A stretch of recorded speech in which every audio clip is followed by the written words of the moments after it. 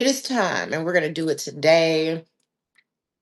And I'm going to get into all things literary alchemy.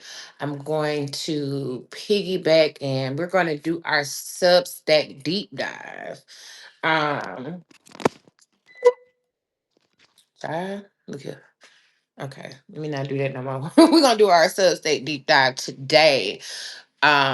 Reviewing the the literary alchemy exploration posts that are already up. So if you are just now tapping in, I am hosting the Literary Alchemy Learning Exploration Experience is now live on Substack. And I have two posts up. And before we get into, I have two posts up right now. So before we get into this week's post, I wanted to hop on and do a video and discuss what the heck I'm talking about and why does it matter and how can we use it. And, you know, this for me is all about quality of life, embodiment work, work from the inside out. And yeah, so we're here. One thing I will say, my my journey is very interesting. I think, life right now is just very interesting. One thing about just reintroducing this work in a more convicted way for me has a lot to do with like practicing what I preach and just seeing what, how you catch yourself uh you catch yourself teaching something without being told to teach it. You catch yourself expressing something without being told to express it. I feel like I have been flowing into this particular core work when it comes to words, when it comes to communication, when it comes to even being heard and the power within those words. I am a Gemini moon, right?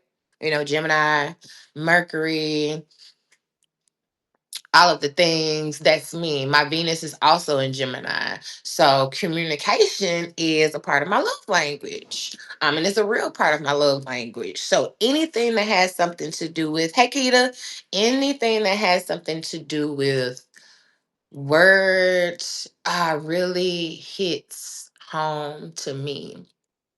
And this literary alchemy experience and this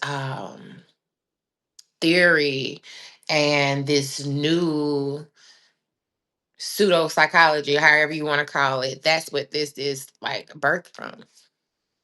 So if you haven't already,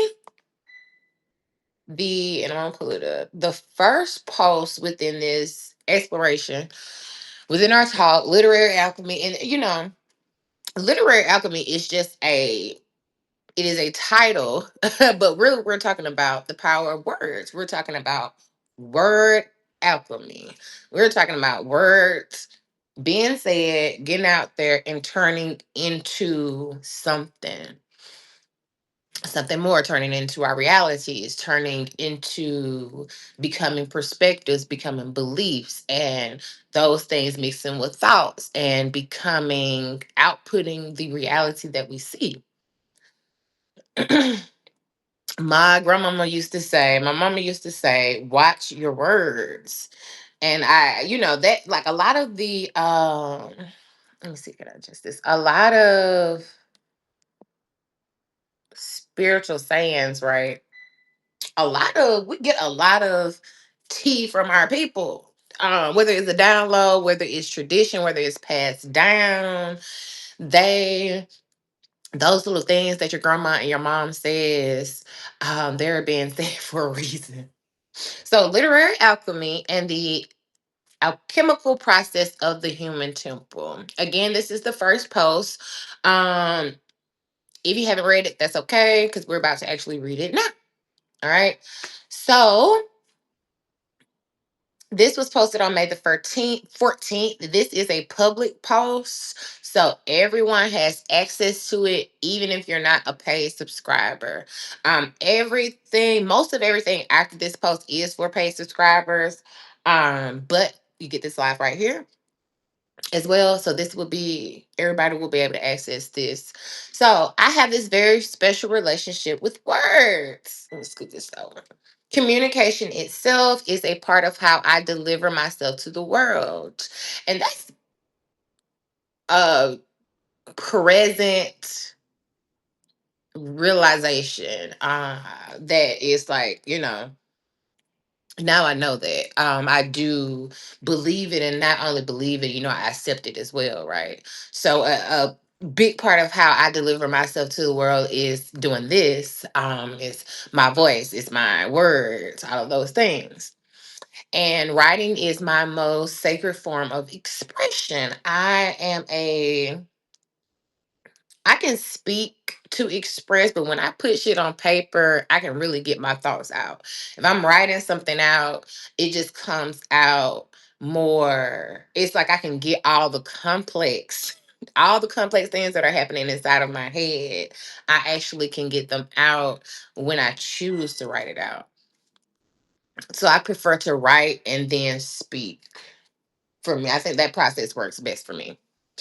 So, in recent years, I have become more attuned with my own personal language. And we're going to talk a lot about personal language. Let me just asterisk that because I want to make sure I come back to that. Um, and that's actually a part of our second post within this series, just talking about personal language and what that is. But I do want to define that for y'all while we're here, y'all. So it started with affirmational work, placing certain statements within my daily routine to build a consistency of certain energy. I think, for a lot of people, when we're getting into spiritual work, especially shadow work, affirmations become a part of the process. It's one of the first things you kind of get introduced to within the paradigm of things, affirmations.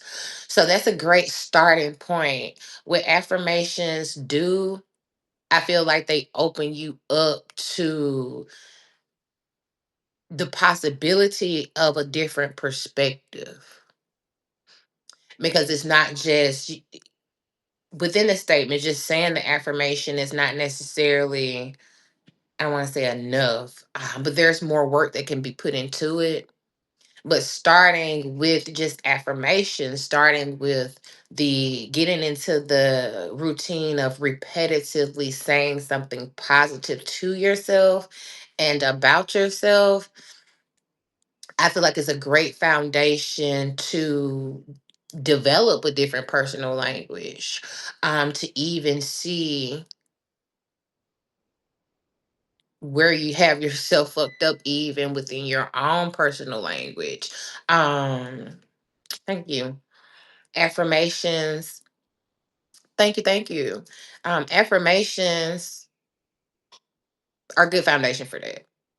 Are a good foundation for that. So for me, doing the affirmations was a part of building a new speaking routine, a new way of speaking, bringing words into my life consistency that were not words of death and dread and all of that shit.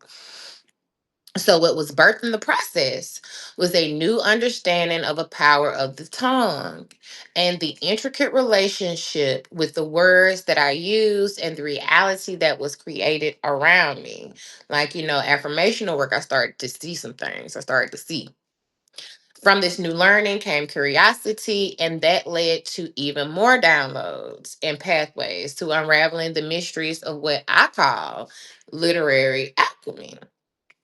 Literary alchemy literally mean oh, I hate to use literary alchemy means words alchemize words, the power of words, our bodies, and we're gonna get into it, but the power of alchemy within the tongue. So I want to dive deeper, and I want to do that with you. This container will explore literary alchemy and its relationship with creation, with reality creation. So, what is literary alchemy? It is the process in which literal input, this can be syntax, which is thoughts or how we see words. So it includes words written and read, and of course, statements that are said, and how they combine with thoughts and beliefs to help manifest our perceptions, our behaviors, and ultimately our reality. It is like a mixing pot of sorts. So you got your words, you got your behaviors, and oftentimes, the word is going to drive the behavior, right? The word drives the perception, how you perceive it, and how you perceive it has something is going to depict how you act on it, what you do around it. And action is a catalyst for reality, because for something to be created, something has to be done. That's how I see it. So to practice literary alchemy is to speak on what you want to see. Literally. I'm on my kids a lot about word choice. And one of the reasons why is for that number one, like, speak on what you want to see. Speak on what you want to see. If you don't want to see it, don't say it. Because we have the power to create things. And when you speak something that you actually believe, it is as good as done. So number two, write about how you want to feel.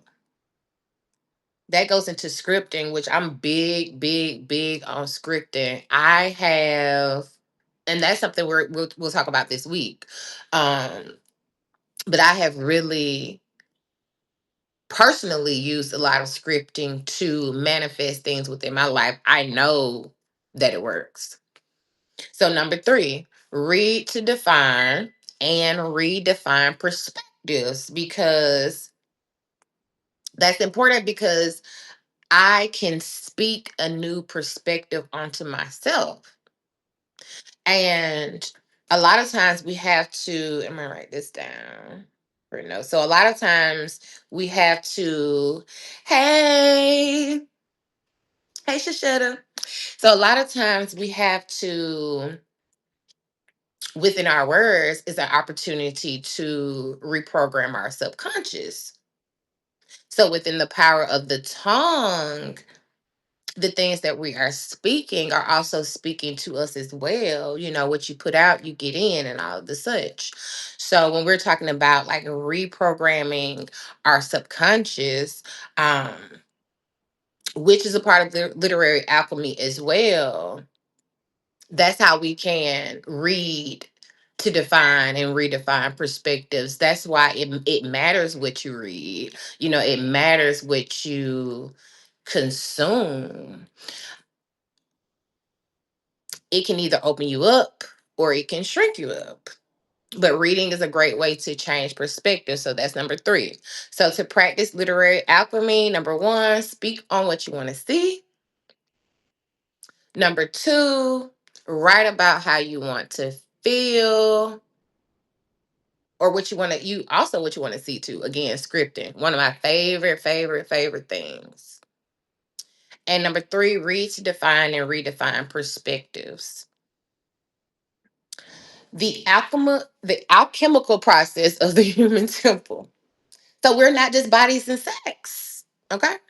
We are supercomputers, biotechnical creators, and walking alchemists. We are the computers that everybody is trying to design a computer behind, around, to be like. The technology that is being created, or the technology that is created, the technology that is out there, it is literally to mimic us, to mimic the divineness of the human temple, that we are able to reside in, and we are favored to walk this life with, right?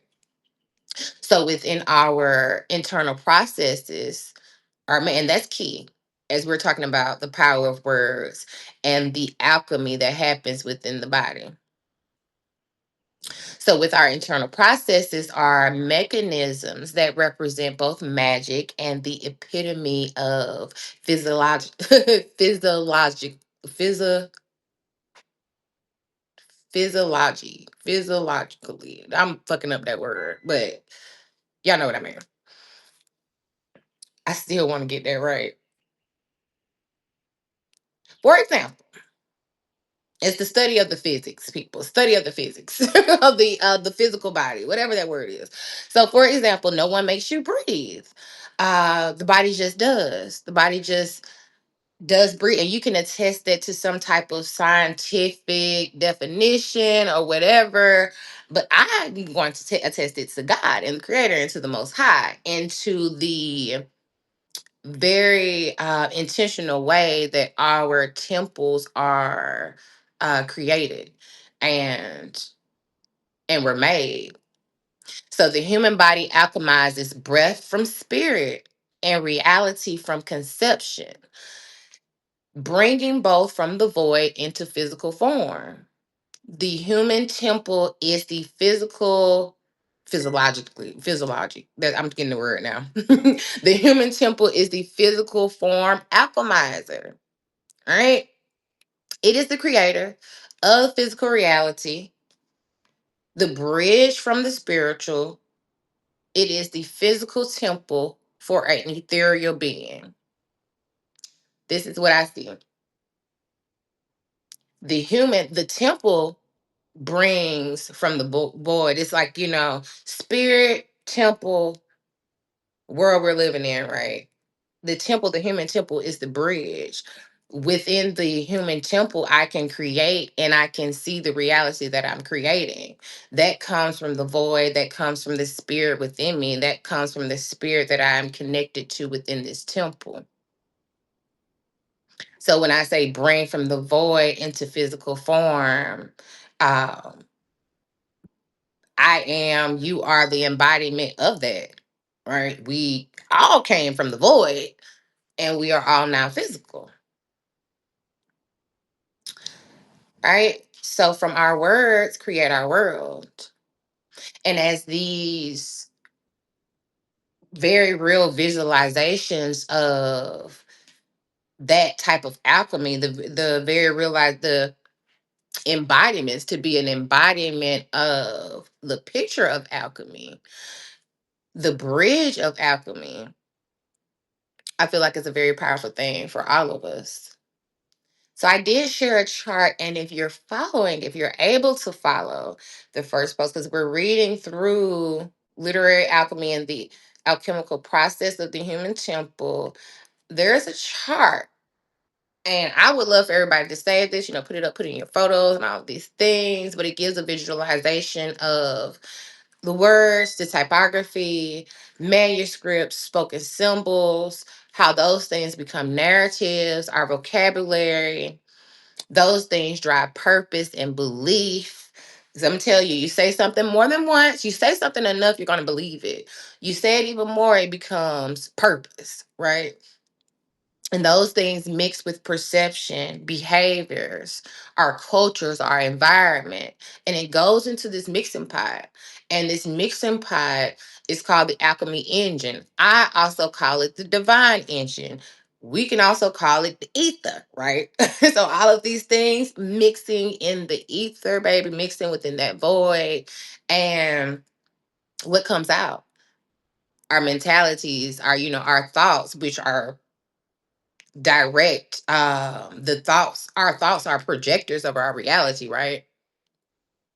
It mixes with, and the output is not only the thoughts becoming tangible, but the building of those thoughts turning into something tangible as well. So in this chart, you can think of alchemy, as the alchemy engine, as ether, like I just said, as the void, or as the invisible divine engine within you. Because all of this is happening within, but also without. Because again, we are the bridge that is able to access the void and bring things from the void into this world, right? The human temple is a conduit that is able to bring creation out of the divine engine and make it tangible reality. The diagram gives a visualization for how input of words and languages, both spoken and written, drive our narratives and purposes, then mixed with the alchemy engine of life in which we are a part of with our perceptions, our behaviors, and our environment. So, with with the spell casting that we do with our words, it is all a part of, everything mixes. It's all a part of the process. It's all a part of the alchemy process, a very important part. The inner processes, breath to life, thought to visible reality, manifestation into tangibility.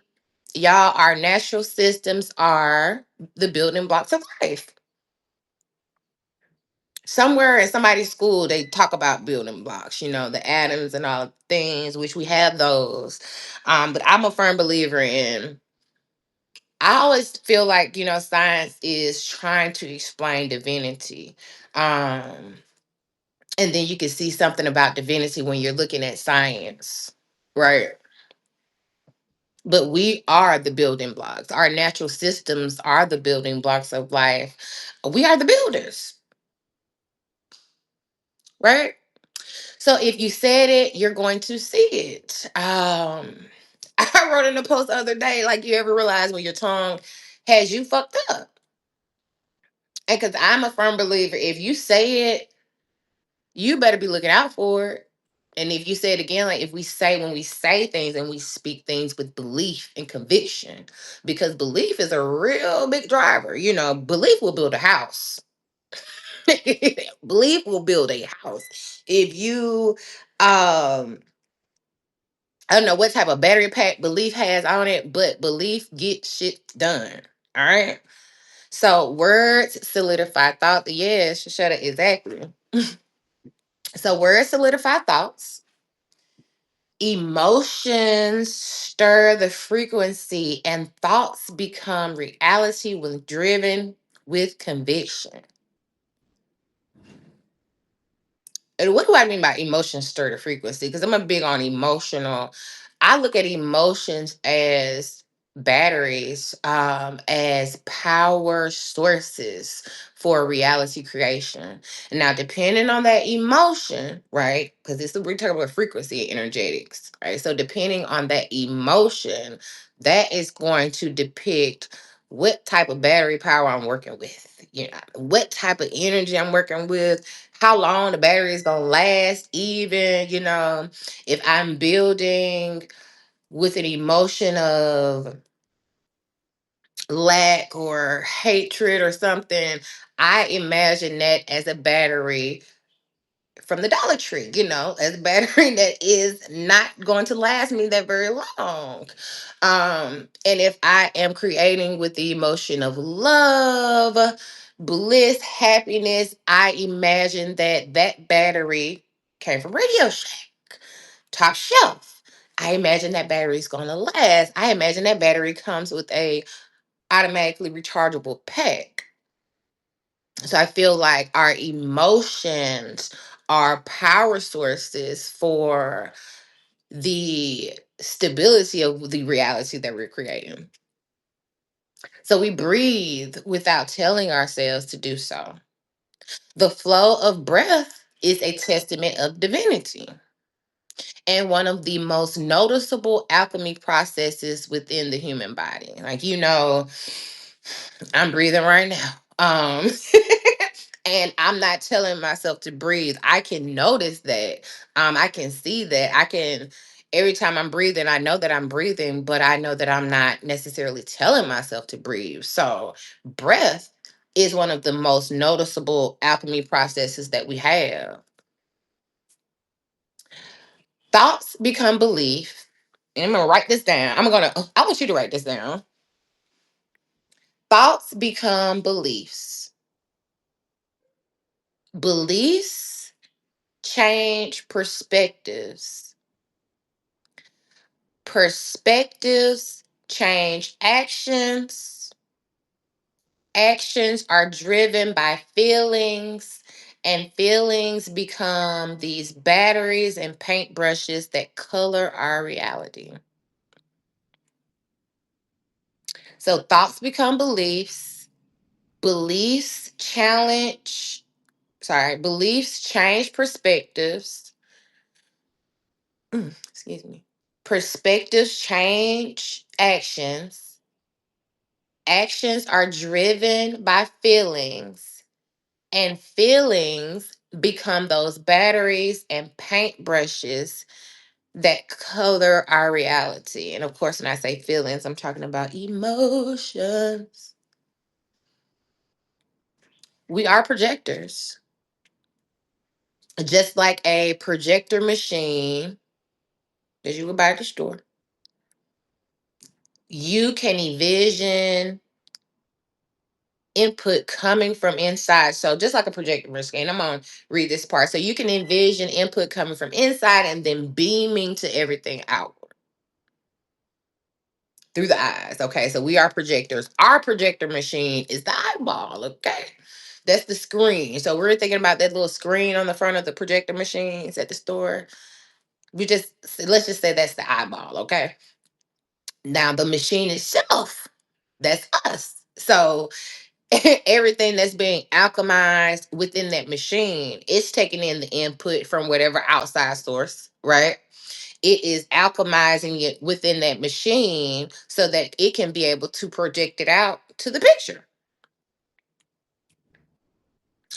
So the picture of whatever the picture or whatever the picture comes to be actually starts on the inside, or in this case the divine engine, the void, the ether, rather than from the outside and being seen by the inside, rather from the outside and being seen by the inside. It's the other way around. So we're not seeing, like, my refrigerator's right across, right? I'm not seeing my refrigerator. I'm projecting it, right? I'm seeing my outside I'm seeing outside what's being projected from the inside. Okay. I'm not seeing my sofa, I'm projecting it. Okay. Our beliefs are driven by our language, and our subconscious programming creates background pathways and codes based on these beliefs. We can consciously run our own machines. We can consciously run our own machines. The consciously part is very important. Um, because distraction, however, in world programming often puts other things and energies outside of ourselves in the driver's seat of our reality creation. So we have to deal, and fight through and bob and weave through a lot of that. Because ultimately, I can run my own show. Oftentimes the problem or the mishaps or the forks in the road becomes the distractions of the world. Yeah, I know. Girl, it's so at best, the outside world taints the divine processes, which is a lot of the point of a lot of the shit that we are, now I don't say we have to, again, watch my words, but that is the point of a lot of the shit that is purposely put in our faces, and we are purposely, there's a very purposeful effort to like victimize us with a lot of these things, because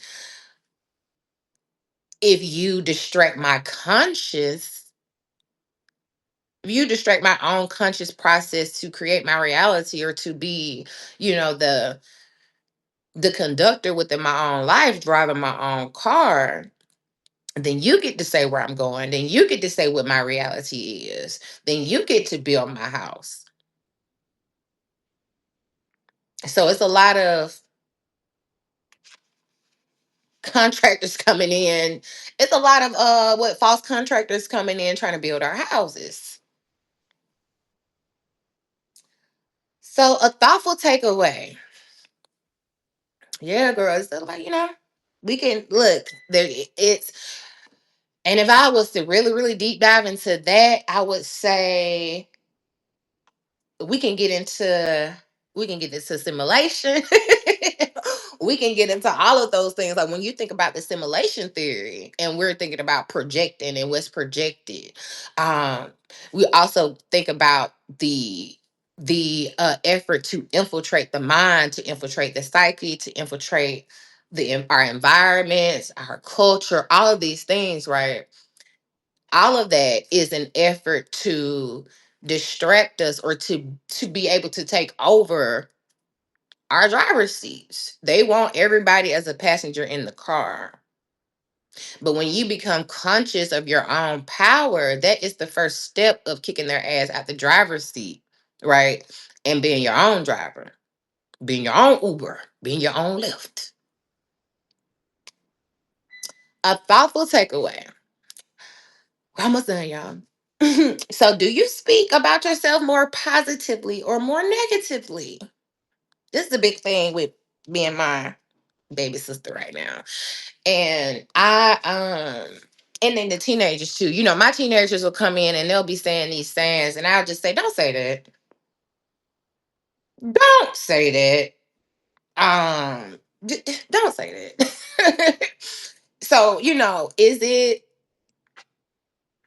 is your language positive or negative? That makes a difference, and that shows you also where you are. It shows you where you are. If you ever want to do a self check in, is to see where you are with yourself. Record yourself, even if you don't have time, to say, I'm gonna track my words and write them down. That can be a lot when we're getting into the day. But what you can do is to pull out that recorder and record yourself. Do it for an hour. Go back and listen. Where are you landing on the spectrum? And then ask yourself, how do you feel? And I guarantee you there is going to be a correlation in those things. So, moving forward, this entire container, we're going to be talking about checking your wording system, which is the second post. It's already up. It's up for paid subscribers. We're also going to hop on a video for that group, for that post. And that includes checking your wording system. That's talking about personal language. What is your personal language? Um, how does it, if I wanted to read your book about how you talk to yourself, what would that be? Like, how do you speak about yourself? Personal language is not only how we speak about ourselves, but it's how we speak about our immediate world, our immediate environment. So checking your wording system, and it becomes a system. So your personal language is your wording system. Your wording system is going to be the driver for your reality creation. It is the yes into ourselves. Absolutely. Our wording system is the thing that is going to be training our subconscious too. Because let me tell you, nobody can tell your subconscious is going to listen to you first. I mean, you have that we have direct contact, we have direct access to our own subconscious, right? So your subconscious is going to listen to you first. It's going to really listen to you when you say something in conviction. It's going to really listen to you when you say something repetitively. So then the wording system itself becomes the catalyst for everything. Becomes the catalyst for all of your input, All of your input is within that wording system. So what you read, what you write, what you script, the music you're the music you're listening to, all of that is the wording system. So is your system building or is your system destroying? And that takes me to the next point. Words that build versus words that destroy. So if you are a paid subscriber, absolutely read that. Again, we're gonna deep dive into it. But words that build, everything is energy, everything is frequency, everything is on some sort of frequency. And so, our words are gonna fall somewhere on that. They carry some sort of energy. And you will have these. There is a if you wanted to get scientific about it, okay. There's a thing called energetic resonance. And basically, that means what it says is that, the higher frequency of the word or the energy is creates a more stable outcome. And the lower the frequency of energy of a word is going to create a less stable outcome, which makes sense, right? Which makes sense. Because if I am, in my experience, when we build, it just goes back to how you're building, right? So if I build in hate, it's just not gonna last. It's fleeting. You ever heard say it's fleeting? Or building in lack, building in fear, um, with the feelings and with words that represents those things, it's going to be fleeting. It might get built, but it will not last. It's gonna be here today, and it's gonna be gone tomorrow. But when I build things in love and, from a happy place, from a fulfilled place, from a place of, oh, I just believe it's gonna do the things. And I'm putting all of those positive, that positive wording in it and the positive feelings and the positive knowing and positive beliefs, it lasts. I not only build a foundation, I'm building a foundation that's deeply rooted. The higher the frequency, the deeper the roots. Okay. So words that build, words that destroy. That's up right now. Then we're going to be talking about, so this week, I'm going to get into the tool of scripting and word repetition and the power of 369. And Shashetta, I know, we've talked about the power of 369 in the farm. And I'm going to get into it this week as well and piggyback it to literary alchemy. So that's going to be fun. Before we get off, I want to say, like, with scripting is one of my favorite things. I've moved into two houses from scripting. I have manifested moves, all type of thing from scripting. Scripting is a real big thing for me. I feel like because scripting ties into not only are we writing, but we're reading it back. There is repetition within the process that allows us to speak to ourselves and build belief and build conviction. And the whole act of scripting in the first place is, I believe, is divine action towards manifestation. 'Cause I'm not the whole act of me writing it down. There's belief in that. There's conviction in that, and there's also love in that too. The love that I even took the time to do it for myself, right? And I was just talking about where love falls on that frequency of building, of laying foundations, and what type of foundation comes from that. Okay, so I'm excited. Thank y'all. So this has been our big deep dive. Start using the word little too. This has been our deep dive into the first post, literary alchemy and the alchemical process of the human temple. I love y'all. I will see y'all for the next one.